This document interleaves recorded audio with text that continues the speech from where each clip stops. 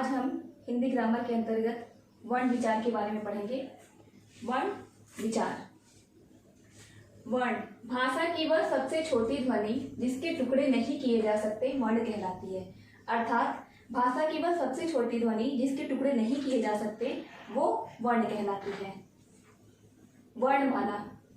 प्रत्येक भाषा के अपने कुछ निश्चित वर्ण होते हैं जिन्हें एक सही क्रम में लिखने पर वर्णमाला बनती है। तो स्टूडेंट, जो वर्णमाला होती है सही क्रम में वर्णों को लिखने का जो तरीका होता है, जो ढंग होता है, उसे ही वर्णमाला कहते हैं। फिर उसके बाद आता है वर्णों के भेद। हिंदी भाषा में वर्णों के दो भेद होते हैं, पहला स्वर, दूसरा व्यंजन। स्वर जिन वर्णों का उच्चारण बिना किसी दूसरे वर्ण की सहायता के होता है उन्हें स्वर कहते हैं। अर्थात जिनका उच्चारण हम बिना किसी अन्य वर्णों की सहायता के बिना करते हैं तो उन्हें जो है हम स्वर कहते हैं। स्वर जो है हम स्वतंत्र रूप से उसका उच्चारण करते हैं, उसमें किसी भी वर्णों की हम सहायता नहीं लेते हैं, तो ये आपका स्वर कहलाते हैं। स्वर हमारे जो हिंदी वर्णमाला में स्वर है वो 11 होते हैं। देखिए, जैसे कि अ आ इ ई उ ऊ री ए ऐ ओ औ।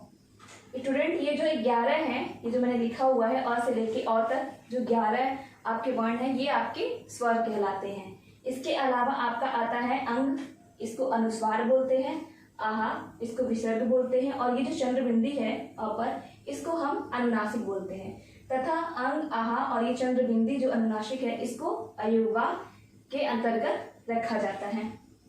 इसके बाद आता है स्वरों के भेद।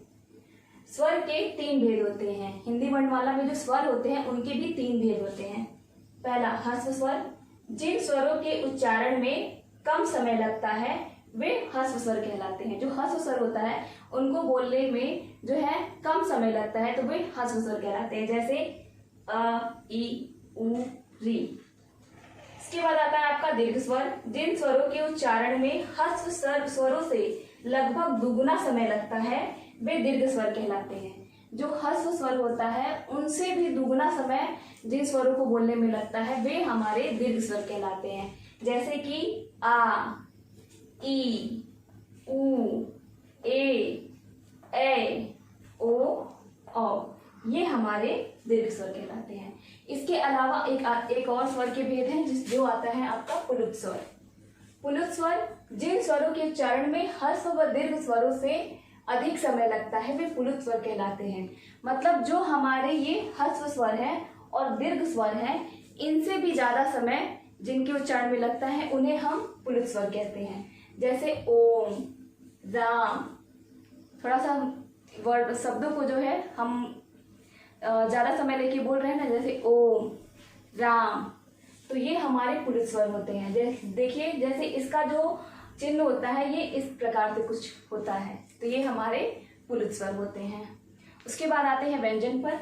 व्यंजन जिन वर्णों का उच्चारण स्वरों की सहायता के किया जाता है तथा वायु मुख से रुककर बाहर निकलती है वे व्यंजन कहलाती है।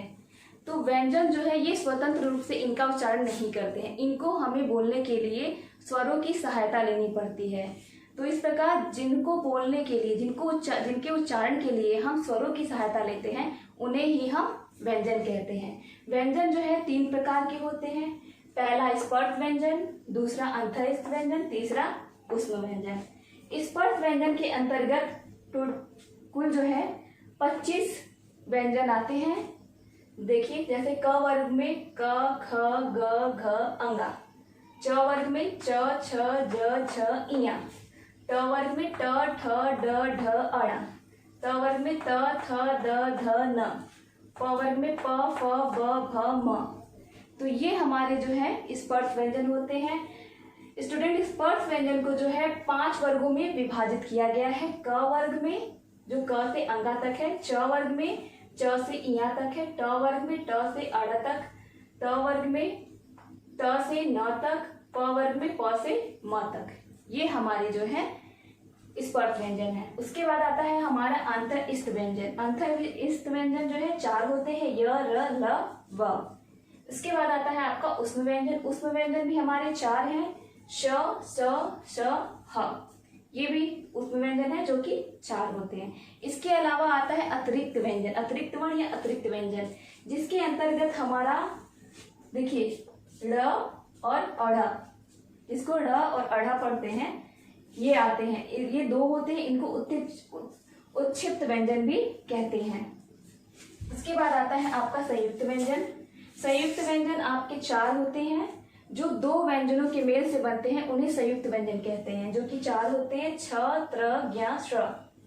छ क आधा क धन श से मिलकर बना है, त्र आधा त धन र से मिलकर बना है, ज्ञ आधा ज धन इया से मिलकर बना है, और श्र आधा श धन र से मिलकर बना है।